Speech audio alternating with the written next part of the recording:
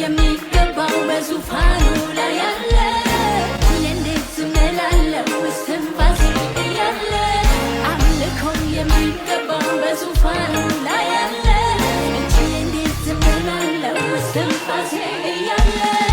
እልልታ የሚገባው በዙፋኑ ላይ ያለ እንዴት ዝም እላለሁ እስትንፋሴ እያለ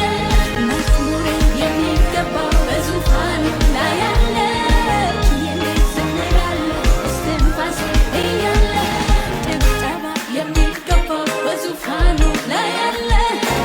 እንዴት ዝም እላለሁ እስትንፋሴ እያለ እልልታ የሚገባው በዙፋኑ ላይ ያለ